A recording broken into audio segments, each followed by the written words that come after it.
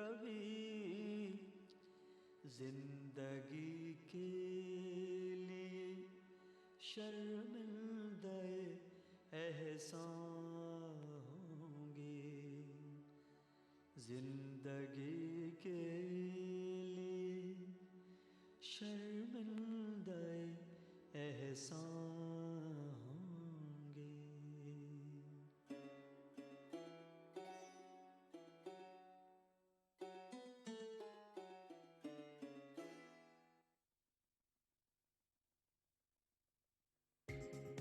ETV Urdu पर अगला programme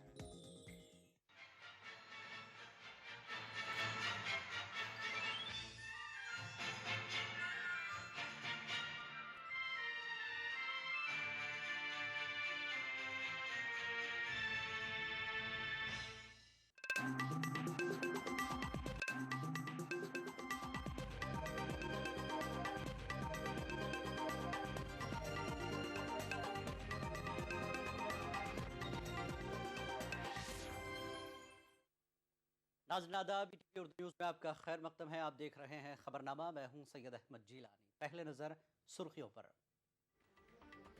parliament में रॉबर्ट वाड्रा के जमीन घोटाला मामले पर हंगामा, कांग्रेस का बहस की इजाजत देने से इनकार, बीजेपी ने एसआईटी जांच का किया मुतालबा। किश्तवाड़ तशद्दुद के मामले पर सुप्रीम कोर्ट ने मांगा रियासती हुकूमत से जवाब, ताज़ा हालात पर हलफनामा दाखिल करने को कहा। दिग्विजय सिंह ने सीमा आंध्रा के एनजीओ से एहतजाज खत्म करने की अपील, कहा एंटोनी कमेटी के सामने पेश किए जा सकते हैं मसाइल। हिंदुस्तान ने फायरबंदी की खिलाफ वर्जी बंद करने का पाकिस्तान से किया मुतालबा, वज़ीर ख़ारजा ने कहा एलओसी पर अमन जरूरी। और शूटर सोढ़ी को मिलेगा खेल रत्न अवार्ड, पीवी सिंधु और विराट कोहली को अर्जुन अवार्ड देने की सिफारिश।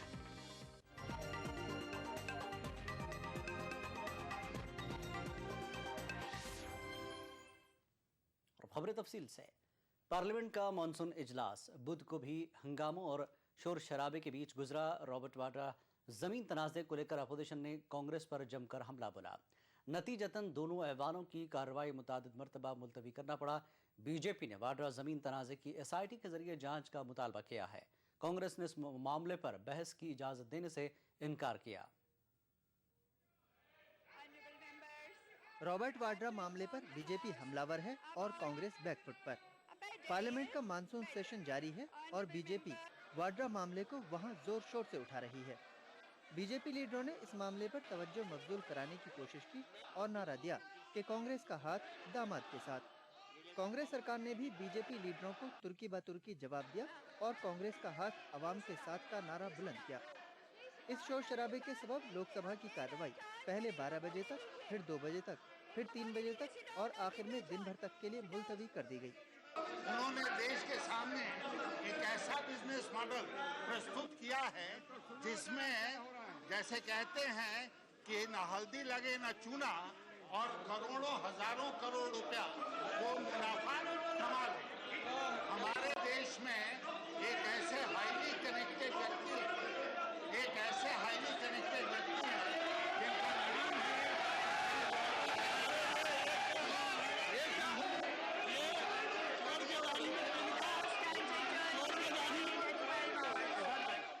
ऐसा ही नजारा राज्यसभा में भी देखा गया।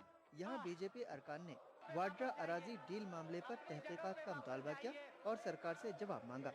अपोजिशन अरकान अपनी सीटों से खड़े होकर कांग्रेस के खिलाफ नारेबाजी कर रहे थे। हालात देखकर राज्यसभा के चेयरमैन हामिद अंसारी को ऐवान की कार्रवाई 12 बजे तक के लिए मुलतवी करना पड़ी, लेकिन 12 बजे भी हालात में कोई तब्दीली नहीं आई। इस बार बीजेपी लीडर राजीव प्रताप रूढ़ी ने वाड्रा मामला उठाने की कोशिश की, जिसके खिलाफ कांग्रेस अरकान भी खड़े हो गए। ऐवान में हंगामा होते देख कार्रवाई 2 बजे तक के लिए मुलतवी कर दी गई। पार्लियामेंट में किश्तवाड़, तेलंगाना और केरल का सोलर बदनवानी मामला भी उठा।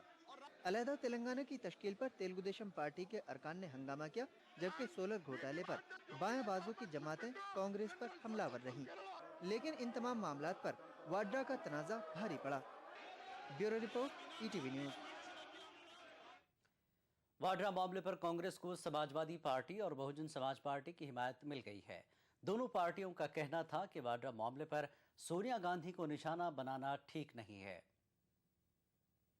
वाड्रा का जो मामला है तो अब उसमें यदि मैं कोई किसी का फेवर नहीं कर रही, उसके लिए यदि श्रीमती सोनिया गांधी को जिम्मेवार ठहराया जाए, इससे हमारी पार्टी बिल्कुल सहमत नहीं है। काम कोई गलत कोई दूसरा व्यक्ति करे, सजा उनके रिश्ते नातों को मिले तो ये ठीक नहीं है। जो गलत काम करता है उसको सजा मिलनी चाहिए। अब उसके लिए जिम्मेवार सोनिया गांधी को ठहराया जाए, कल को किसी और को ठहरा दे तो ठीक नहीं है ना। ये देखिए, राज्य के मुद्दे को अगर पार्लियामेंट में उठाया गया तो बहुत से राज्यों के तमाम मुद्दे पार्लियामेंट में उठने लगेंगे। फिर पार्लियामेंट का महत्व क्यों रह जाएगा, राज्य असेंबली का महत्व क्या रह जाएगा। ये मुद्दा राज्य का है। राज्य सरकार ने हाई पावर कमेटी गठित की जो मामले की जांच कर रही है, तो वहाँ की रिपोर्ट आने दीजिए। खाली एक खेमका की रिपोर्ट को गीता और रामायण समझ लिया जाए, जांच कमेटी की रिपोर्ट को कुछ न समझा जाए, मैं इससे सहमत नहीं हूँ। पार्लियामेंट की कार्रवाई सही ढंग से चलाने और दीगर मुतनाज़ा मौज़ूआत पर इत्तेफाक राय के लिए मुनक़्क़दा कुल जमाती इजलास में पीपुल्स रिप्रेजेंटेशन एक्ट में तरमीम के हुकूमत के मनसूबे को अपोजिशन पार्टियों की जानिब से भी हिमायत हासिल हुई। हुकूमत पीपुल्स रिप्रेजेंटेशन एक्ट में तरमीम करके सुप्रीम कोर्ट के उस फैसले को उलट देना चाहती है जिसमें आला अदालत ने पुलिस या अदालती तहवील में रहने वालों को चुनाव में हिस्सा लेने से महरूम कर दिया था। Parties have stated their intent of wanting to run the House peacefully, properly and without disruption. We have also discussed the various legislations with regard to the Supreme Court judgment on All India Institute of Medical Science. We've talked about the Judicial Commission. We've talked about the various other court pronouncements and political parties. There is consensus, in fact a demand from all political parties that effective steps must be taken to ensure the supremacy of Parliament. अगर आप police custody में हैं चाहे एक रात के लिए भी, तो आपको राइट टू वोट भी नहीं है और नॉमिनेशन फाइल करने का भी अधिकार नहीं है और चुनाव लड़ने का भी अधिकार नहीं है। तो उसके अंदर उन्होंने कहा कि हम रिप्रेजेंटेशन ऑफ पीपल एक्ट में एक अमेंडमेंट लाना चाहते हैं इसको अंडू करने के लिए। तो उसमें बल्कि मैंने तो ये कहा कि हाँ बिल्कुल आप सही कर रहे हैं। इसी देश की जुडिशरी ने इटालियन मरीन्स को जो मर्डर अक्यूज्ड थे उनको अपने देश में वोट डालने जाने का अधिकार दिया। एक तो वो सोच है और दूसरी सोच ये कि अपने यहाँ अगर कोई एक रात के लिए भी पुलिस कस्टडी में चला जाए यानी 107-51 में कोई विरोधी दल की सरकार उसको डलवा दे, क्योंकि पुलिस कस्टडी तो सरकार के हाथ में होती है, जज के हाथ में भी नहीं, तो उसको राइट टू वोट भी नहीं होगा और राइट टू गेट इलेक्टेड भी नहीं होगा। ये बहुत ही गलत सोच है।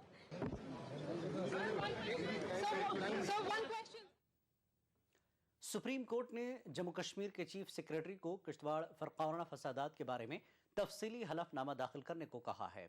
इसके अलावा अदालत उज़्मा ने तशद्दुद के बाद रियासती हुकूमत की जानिब से उठाए गए इक़दाम पर भी हलफनामा दाखिल करने की हिदायत दी है। हलफनामा दाखिल करने के लिए 21 अगस्त तक की मोहलत दी गई है। कोर्ट ने यह हिदायत पैंथर्स पार्टी की जानिब से दाखिल अर्जी पर समाअत के दौरान दी। इस अर्जी में किश्तवाड़ में मौजूद यात्रियों की घर वापसी के लिए तहफ़्फ़ुज़ फराहम करने की अपील की गई थी।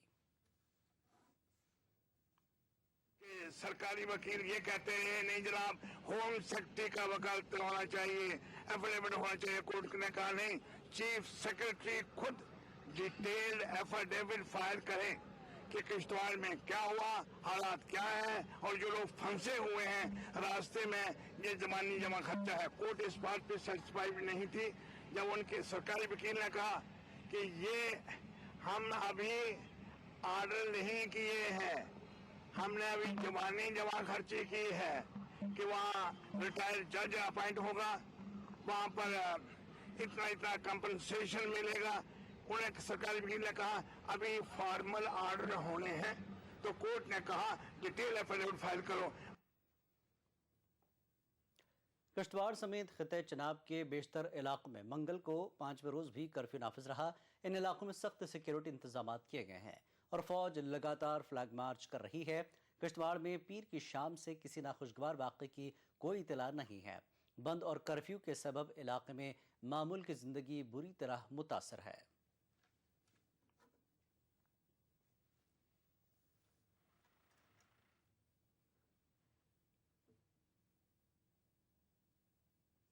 हुर्रियत कॉन्फ्रेंस के चेयरमैन मीरवाज मौलवी मोहम्मद उमर फारूक ने हिंदुस्तान और पाकिस्तान के बीच बढ़ रहे तनाव पर तशवीश का इजहार किया है। श्रीनगर में शेख अब्दुल अजीज़ की बरसी के मौके पर हुर्रियत कॉन्फ्रेंस की तरफ से मुनक़्क़दा सेमिनार से खिताब के बाद मीडिया से बात करते हुए मीरवाज ने दोनों ममालिक से अपील की कि वो अमन बातचीत को आगे बढ़ाएं ताकि तशद्दुद पसंद अनासर को शिकस्त दी जाए।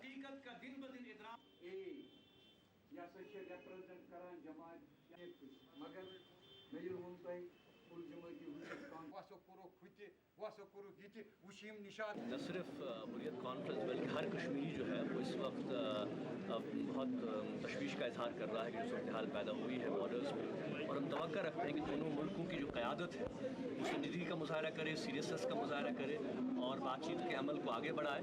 और मैं समझता हूँ कि इस वक्त हम जो देख रहे हैं कि शायद ये मामला हो रहा है वो इलेक्शन पे नज़र रखते हुए, एक आंख इलेक्शन पर है 2014 के, और दूसरी कोशिश ये की जा रही है कि जो ये जमातें हैं एक दूसरे पे सख्त देने की कोशिश कर रही हैं। हमारा ये मानना है कि आज जो सूरत हाल पूरे खत्े में है, आज आप आलमी सतह पर आप देखिए मसाइल के हल की बात जो है वो गुफ्तशनीद के ज़रिए की जा रही है। फ़लस्तीन का आप देख लीजिए, वहाँ पे बहुत साल के बाद एक फिर से प्रोसेस शुरू हो रहा है। अफ़गानिस्तान के हवाले से आप देखिए एक अमल शुरू हो रहा है। तो हमें तवक्का थी कि कश्मीर के प्रोसेस को भी आगे बढ़ाया जाए, लेकिन बदकिस्मती से हम ये महसूस कर रहे हैं कि कुछ ऐसी एजेंसीज़ हैं, ऐसे इदारे हैं जो कि पीस प्रोसेस को बिल्कुल रोकना चाहते हैं, और बदकिस्मती से जो पॉलिटिकल लीडरशिप है वो इसका शिकार हो रही है, इस प्रोपेगेंडे का शिकार हो रही है। तो हम तवक्का रखते हैं कि आने वाले दिनों में ख़ासकर जब वज़ीर-ए-आज़म हिंद और वज़ीर-ए-आज़म पाकिस्तान को मौका मिलेगा यूनाइटेड नेशंस में बात करने का, हम चाहते हैं कि वो न सिर्फ बात करें बल्कि इस अमल को आगे बढ़ाने के हवाले से भी ऐसे इक़दामात का ऐलान करें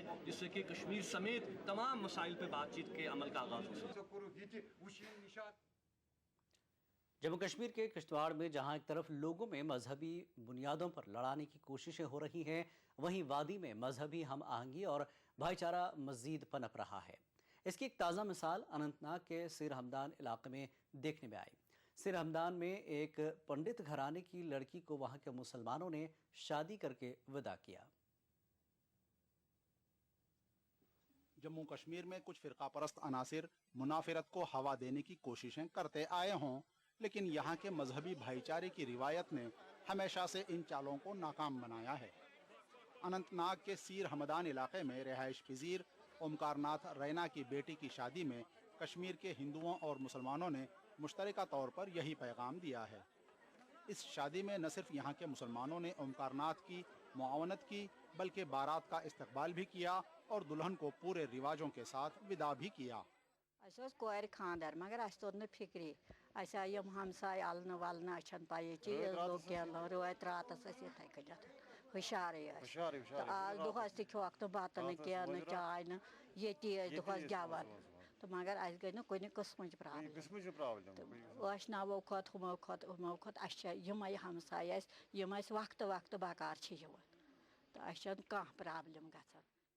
वादी में मिलिटेंसी के बाद अगरचे पंडितों ने बड़े पैमाने पर यहाँ से नकल मकानी की, लेकिन कुछ पंडितों ने यहाँ अपने लोगों के बीच ही रहने को तरजीह दी, जिसके बाद यहाँ के हिंदू और मुस्लिम इत्तेहाद को मज़ीद तक़वियत मिली। आज जबकि यहाँ के मजहबी भाईचारे में फूट डालने की फिर एक बार कोशिशें की जा रही हैं, ऐसे में सीर हमदान की ये मिसाल उन लोगों के लिए एक खुला पैगाम है कि कश्मीरी लोग इस भाईचारे को टूटने देना नहीं चाहते।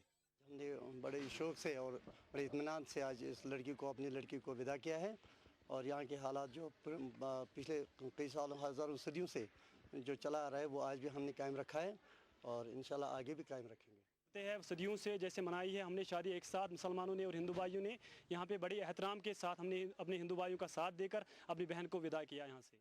सीर हमदान में हिंदुओं और मुसलमानों ने इंसानियत का पैगाम देकर ये बात जाहिर कर दी कि मजहब और रंग और नस्ल से भी बालातर एक चीज़ है और वो है मोहब्बत। ETV news Anantnag. खबरनामा जारी रहेगा एक ब्रेक के बाद। बिछड़ेंगे तो मर जाएंगे हम दोनों, एक डोर में है हमको ये दर बांधे हुए। मैं ख्वाब में इस मुल्क का नक्शा बनाता हूँ, मुझे अपनी वफादारी पे कोई शक नहीं होता, मैं खूने दिल मिला देता हूँ जब झंडा बनाता हूँ। हिंदू और मुस्लिम मुल्क की दो आंखें हैं, अपने मुल्क की तरक्की और खुशहाली का काम हिंदू और मुस्लिम एकता के जरिए किया जा सकता है। मजहब नहीं सिखाता आपस में बैर रखना, हिंदी हैं हम, वतन है हिंदुस्तान हमारा।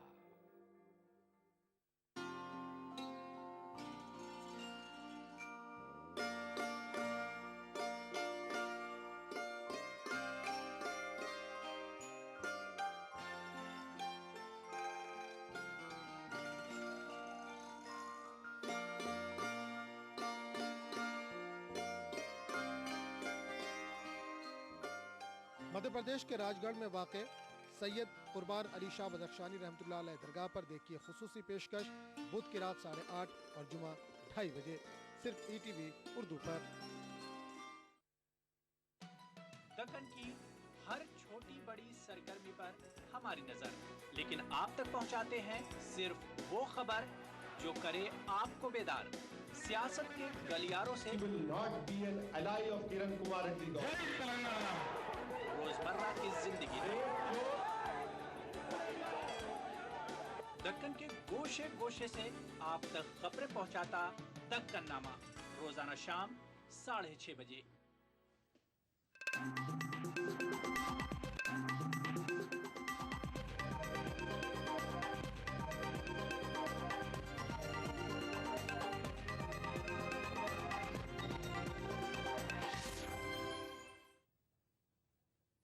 खबरनामे में एक बार फिर आपका खैर मकदम है।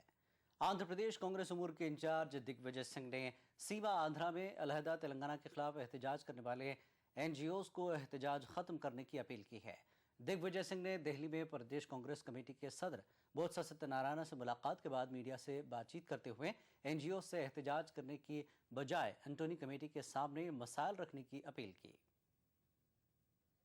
Again, reiterate and appeal to all the NGOs of Seema Andhra to suspend their agitation and they are most welcome to meet the committee to put up their point so that their concerns can be addressed. Because the parliament is on, therefore it is not possible for senior ministers to go to Hyderabad. Andhra Pradesh के 13 जिलों में आम जिंदगी मुतासर हो गई है। सीमा आंध्रा के 13 जिलों में 4 लाख से ज्यादा सरकारी मुलाजिमीन हड़ताल कर रहे हैं। इस आम हड़ताल में 12,000 RTC मुलाजिमीन की शिरकत से सीमा आंध्रा के तमाम जिलों में बस खदमात ठप हो गई हैं। इसके अलावा बेशतर मकामात पर पेट्रोल पंप भी बंद रखे गए हैं। आंध्र प्रदेश रियासत की तकसीम के खिलाफ सीमा आंध्रा से ताल्लुक़ रखने वाले तमाम सरकारी मुलाजिमीन गुज़िश्ता 13 दिनों से कर रहे एहतजाज में शिद्दत लाते हुए निफ्स शब से गैर मुअय्यना मुद्दत की हड़ताल शुरू कर दी है। हड़ताल की वजह से सीमा आंध्रा इलाके में आम जिंदगी मफलूज हो गई है। खासकर RTC बसें न चलने से सीमा आंध्रा इलाका थम गया है। इधर हैदराबाद के सेक्रेटरीट, मुख्तलिफ डायरेक्टरेट, कमिश्नरेट और महकमों के सदर दफ्तरों में सीमा आंध्रा से ताल्लुक़ रखने वाले 4.5 लाख सरकारी मुलाजिमीन हड़ताल कर रहे हैं। इस तरह हैदराबाद शहर के दफ्तरों में तकरीबन 65% मुलाजिमीन हड़ताल पर हैं। मुलाजिमीन की हड़ताल की वजह से सरकारी कामकाज मफलूज हो गया है। हड़ताली मुलाजिमीन ने बड़े पैमाने पर एहतजाज मुनज़्ज़म किया और रियासत की तकसीम के फैसले को वापस लेने का मुतालबा किया। కేంద్ర ప్రభుత్వం అంటే ప్రత్యేకించి CWC ఏదైతే రాష్ట్ర విభజన నిర్ణయం తీసుకుందో ఆ నిర్ణయాన్ని పునఃపరిశీలించాలని చెప్పి మేము చాలా ఒత్తిడితో కానీ లేదంటే బాధతో కూడా అలాగే గౌరవంగా కూడా మేము వాళ్ళని రిక్వెస్ట్ చేస్తున్నాం. ప్రభుత్వం బెదిరింపు చర్యలు కానీ కొంతమంది విభజనవాదులు బెదిరింపు చర్యలకు కానీ మేము భయపడం. మా ఉద్యమం కూడా ఈ రోజున శాంతియుతంగా సాగుతుంది. మొత్తం శ్రీకాకుళం నుంచి చిత్తూరు వరకు RTC బస్సులు అవుతాయి, కార్యాలయాలు అవుతాయి, ప్రభుత్వ వ్యవస్థ అంతా కూడా స్తంభించింది.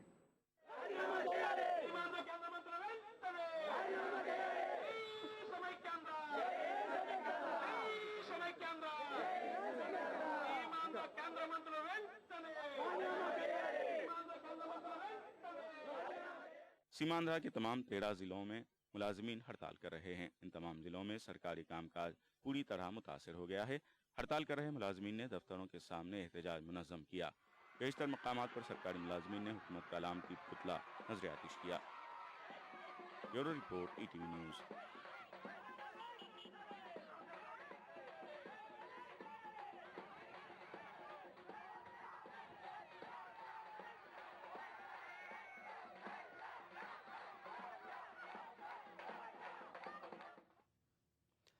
मारूफ दलित तंजीम मूल निवासी संघ ने अलहदा रियासत तेलंगाना के क़याम का खैर मकदम किया। इस तंजीम की कौमी नायब सदर डॉक्टर मनीषा बंगार ने कहा कि उनकी तंजीम मौजूदा रियासत आंध्र प्रदेश की तकसीम की सूरत में दोनों रियासतों में SC/ST और अक़लियतों के हुकूक़ की हिफाजत को यकीनी बनाने के लिए काम करेगी।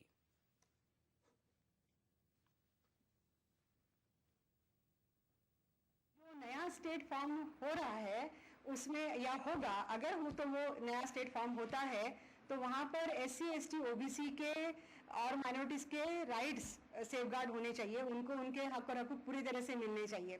और दोनों भी ऑर्गेनाइजेशन, मूलवादी संघ और बामसेफ, दोनों भी ऑर्गेनाइजेशन ये नए स्टेट में भी इसके लिए स्ट्रगल करेंगी।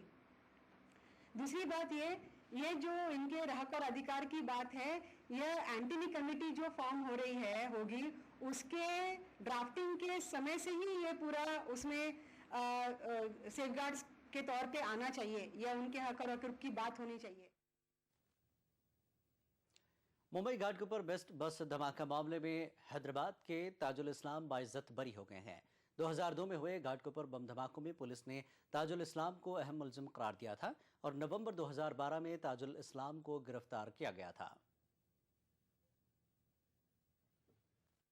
मुल्क में जब कोई दहशतगर्दाना हमला होता है, कहीं पर बम धमाके होते हैं, तो हमारी तहक़ीक़ाती एजेंसियां और पुलिस इंतजामिया की शक्की सुई सबसे पहले एक मखसूस तबके के आसपास घूमती है और आनन फानन इन्हें गिरफ्तार करके जेल की सलाखों के पीछे ढकेल दिया जाता है। माजी करीब में ऐसे कई मामलात सामने आए हैं जहां तालीम याफ्ता बेकसूर नौजवानों को गिरफ्तार किया गया और ऐसे वक्त उन्हें जेल में सड़ने पर मजबूर किया गया जब वो अपने मुस्तकबिल को संवारने की कोशिश में सरगर्दां थे। ताहम कई मौक़ों पर नाकाफ़ी सबूत की बिना पर अदालतों ने इन नौजवानों को बाइज्जत बरी कर दिया, लेकिन अदालती कार्रवाई में वक्त लगता है और इन्हें बेगुनाह साबित होने में बरसों लग जाते हैं और जब वो रिहा होते हैं तो इनकी ज़िंदगी का रोशन बाब तकरीबन ख़त्म हो चुका होता है।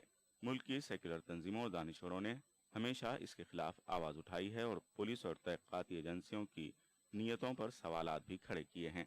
इसी की एक और ताज़ा मिसाल है हैदराबाद से ताल्लुक़ रखने वाले सॉफ्टवेयर इंजीनियर ताजुल इस्लाम काजी, जिनको मुंबई क्राइम ब्रांच ने 2002 में हुए घाटकोपर बम धमाकों के इल्ज़ाम का अहम मुलजिम करार देते हुए मफरूर बताया था और क्राइम ब्रांच ने बिल आखिर जब 22 नवंबर 2012 को ताजुल इस्लाम को हैदराबाद से गिरफ्तार किया तो पुलिस की खूब वाहवाही हुई। उनकी अलहदा तहक़ीक़ात की गई, लेकिन अदालत ने फिर से उनकी बदनीयती और तासुब पर मबनी नीयत की पोल खोल दी और ताजुल इस्लाम को बाइज्जत बरी कर दिया। गिरफ्तारी के वक्त मुंबई क्राइम ब्रांच ने ताजुल इस्लाम की कंप्यूटर, हार्ड डिस्क और लैपटॉप जब्त किया था। क्राइम ब्रांच ने दावा किया था कि इसमें उन्हें बाबरी मस्जिद की शहादत और 2002 गुजरात फसादात की वीडियो शूटिंग और दहशतगर्द ग्रुप की तफसीलात मिली थीं, लेकिन बाद में क्राइम ब्रांच ने अदालत में एतराफ़ किया कि उन्हें जब्त शुदा अशिया से कोई काबिल एतराज़ मवाद नहीं मिला है। वाज़ेह है कि इसके अलावा इस केस में गिरफ्तार किए गए दीगर 8 अफराद को कोटा अदालत ने 2005 में बरी कर दिया था। पुलिस कस्टडी में मरने वाले परभनी के नौजवान ख्वाजा यूनुस को भी इसी केस में मुलजिम बनाया गया था। ख्वाजा यूनुस के अलावा डॉक्टर मतीन को भी इसी मामले में मुलजिम बनाया गया था। डॉक्टर मतीन की गवाही पर ही ख्वाजा यूनुस की हिरासती मौत का इंकशाफ हुआ था। वाज़ेह रहे कि 2 दिसंबर 2002 को घाटकोपर स्टेशन के करीब बेस्ट की बसों में हुए धमाके में 2 अफराद हलाक जबकि 50 अफराद जख्मी हुए थे। ETV news Mumbai. हिंदुस्तान ने अपने पहले देसी साख्त तैयारा बरदार जहाज INS विक्रांत की कामयाब लॉन्चिंग की है। इस लॉन्चिंग के साथ हिंदुस्तान दुनिया के उन 5 सरकर्दा मुल्कों में शामिल हो गया है जिनके पास जदीद टेक्नोलॉजी से लैस इस तरह का जंगी जहाज मौजूद है। कोची में तैयारा बरदार जहाज INS विक्रांत पर सवार होकर हमारे नुमाइंदे देवेंद्र भारद्वाज ने इसकी खूबियों को जानने की कोशिश की है। हम मौजूद हैं हिंदुस्तान के पहले स्वदेशी विमान वाहक पोत विक्रांत के फ्लोर पर। यह पूरी तरह से हिंदुस्तान में तैयार किया गया विमान वाहक पोत है। हिंदुस्तान के स्टील से बना है, एक ऐसे स्टील से जो -60 डिग्री सेल्सियस तापमान में भी टूटेगा नहीं, यानी कि टाइटैनिक जैसे हादसे दोबारा होने की संभावना बहुत कम है। 2018 तक ये भारतीय नौसेना में शामिल किया जाएगा, यानी कि हिंदुस्तान दुनिया का 5वां ऐसा देश है जिसके पास ये अजूबा लड़ाकू समुद्री जहाज होगा। इसके अलावा इसकी खास बात ये भी होगी कि इसके फ्लोर से MiG-29K और लाइट हैवी वेट हेलीकॉप्टर जैसे जब हवा में उड़ान भरेंगे तो पूरी दुनिया की नज़र इस पर जरूर होगी। पिछले कुछ समय से हिंदुस्तान के समुद्री रास्ते में जिस तरह से चुनौतियां बढ़ी हैं, ऐसे में विक्रांत का तैयार होना हिंदुस्तान के लिए किसी संजीवनी से कम नहीं है। कैमरामैन पात्रा के साथ कोचीन शिपयार्ड से मैं देवेंद्र भारद्वाज, ईटीवी न्यूज कोचीन। हिंदुस्तान ने पाकिस्तान से एलओसी पर फायरबंदी की खिलाफ वर्जी बंद करने का मुतालबा किया है। मरकजी वज़ीर ख़ारजा सलमान खुर्शीद ने कहा कि हालिया पाकिस्तानी कार्रवाइयों से मायूसी की फ़िज़ा कायम हुई है। उन्होंने कहा कि हिंदुस्तान ने सरहद पर अपने जवान खोए हैं, जिससे काफ़ी दुख हुआ है।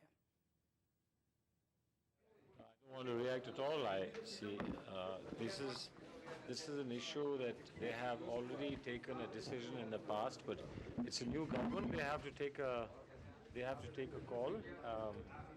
I'm not going to react on everything.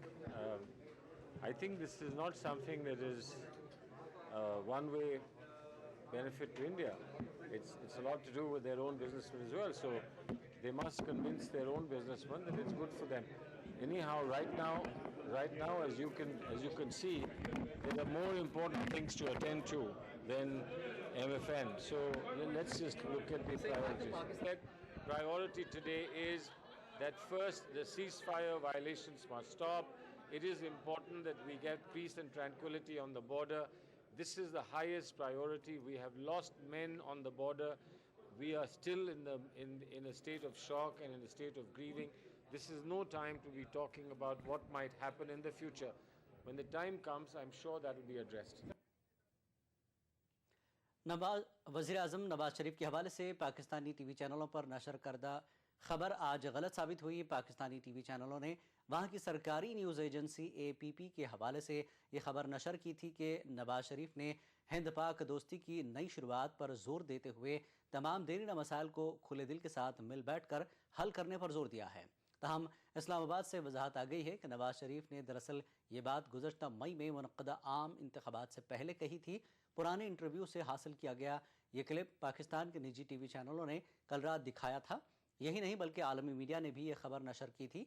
Pakistani TV चैनलों ने फाइल फुटेज को ताज़ा खबर के तौर पर चलाया था, जिसका उन्हें बाद में एहसास हुआ।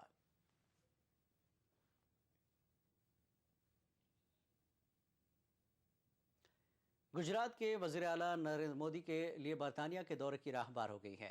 बरतानिया की 2 सरकर्दा सियासी जमातों के हिंदुस्तानी ग्रुप ने नरेंद्र मोदी को बरतानिया के दौरे की दावत दी है। बरतानिया की opposition party labour friends of India के चेयरमैन बैरी गार्डनर ने गुज़श्ता हफ्ते मोदी को हाउस ऑफ कॉमन्स में जदीद हिंदुस्तान के मुस्तकबिल के मौजू पर खिताब के लिए मदऊ किया है।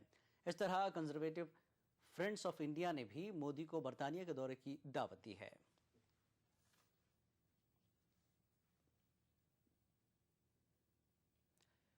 काहिरा में मुर्सी के हामियों और मुखालिफिन के बीच झड़पें हुई।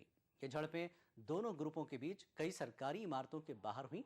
ऐन शाहिदीन के मुताबिक वजारत दाखिला की इमारत के बाहर उस वक्त मुर्सी के हामियों और मुखालिफिन के बीच झड़प हुई जब मुर्सी हामियों ने ये कहकर इमारत के अंदर दाखिल होने की कोशिश की कि इमारत में उनके साथियों को कैद रखा गया है। उसी तरह की झड़पें वजारत औक़ाफ़ की इमारत के बाहर भी हुई। पुलिस ने झड़पों पर काबू पाने के लिए आंसू गैस का इस्तेमाल किया। इस मौके पर मकामी लोग भी पुलिस के साथ हो गए और मुर्सी हामियों पर हमला शुरू कर दिया।